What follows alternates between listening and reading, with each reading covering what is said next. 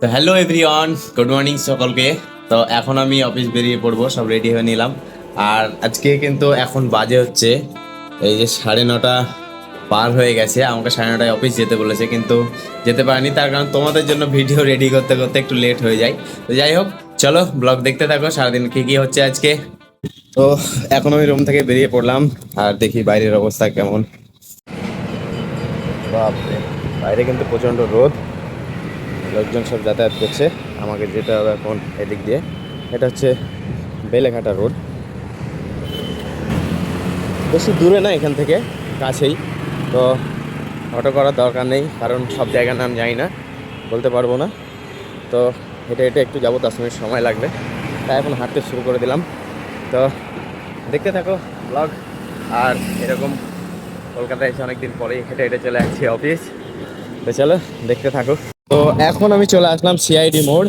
এটা হচ্ছে সিআইডি মোড়। সিআইডি এই যে এখানে আছে পোস্ট অফিস, এই যে post office, CID post office মোড়। তো এখান থেকে আমাকে যেতে হবে ওই রাস্তাটাই। তো সত্যি রাস্তাঘাটে এই রোদ গরমে কিন্তু হাঁটা খুবই মুশকিল, কারণ গ্রামের একটা ওয়েদার আলাদা আর এখানকার ওয়েদার আলাদা। গাড়ি দাঁড়িয়ে গেছে, আমাকে এইভাবে পার হতে হবে এখন হেঁটে হেঁটে। তো যাই হোক, রাস্তাঘাটে কিন্তু প্রচুরই জ্যাম, এর মধ্যে দিয়ে চলতে হবে। তো সব কিন্তু এখন অফিস টাইম, সব কিন্তু অফিস যাচ্ছে, এই যে দেখতে পাচ্ছে। আর রাস্তার ধারে ধারে কিন্তু চলে বেচা কিনা এদের, সবাই কিন্তু অফিসের দিকেই যাচ্ছে। তো আমিও এর মধ্যে হাঁটতে হাঁটতে চলে যাচ্ছি আর কি।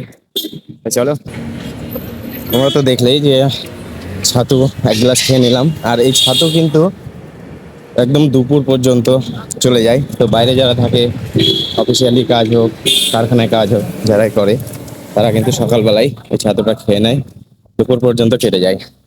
তো আমিও খেয়ে নিলাম, আমার দুপুর পর্যন্ত কেটে যাবে। তো চলো একদম গিয়ে কি ট্রেনিং হচ্ছে আজকে, কি কি করছি সেগুলো দেখাচ্ছি।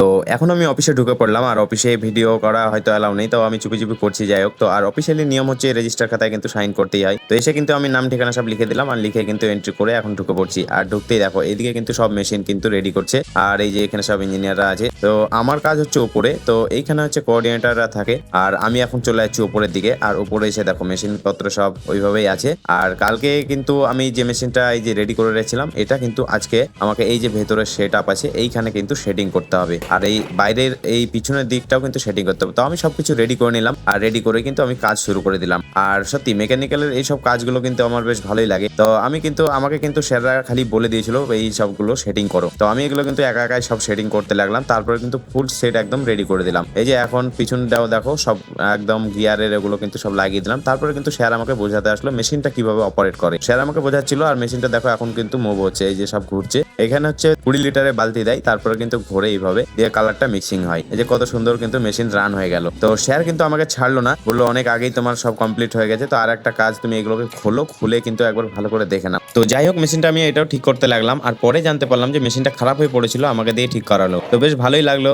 মনের মধ্যে কিন্তু বেশ ভালোই লাগছিল যে মেশিনটা আমি ঠিক করে দিলাম, নতুন মেশিন। তোমরা তো দেখলে আমার মেশিন পুরো একদম রেডি করে দিলাম খুলে।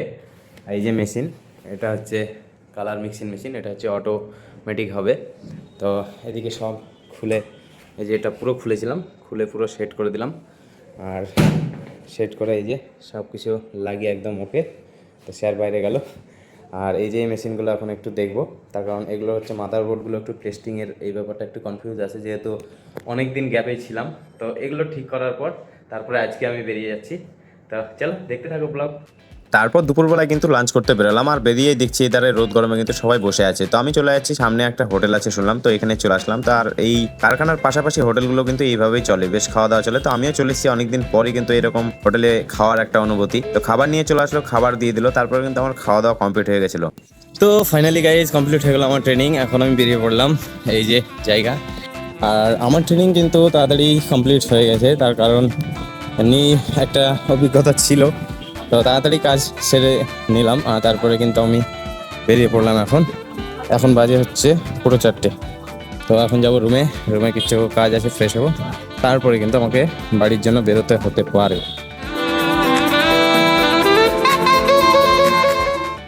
তো এখন আমি চলে আসলাম রুমে, আর রুমে এসে এখন একটু ফ্রেশ হবো, তারপরে হয়তো রাত্রে বেরোতে হতে পারে, কারণ ট্রেনিং কমপ্লিট, এখন আর কোনো কাজ নেই, এখন বেরিয়ে পড়তে হবে। আর এই যে রুমের অবস্থা, এখন সব ব্যাগপত্র গুছাতে হবে, তারপরে কিন্তু বেরোতে পারবো। তো চলো, কেমন লাগলো এই ব্লগটা? যদি ভালো লাগে লাইক শেয়ার করে পাশে থেকো। দেখা হচ্ছে একদম বাড়ি গিয়ে। বাই, টাটা, ভালো থাকবে, সুস্থ থাকবে।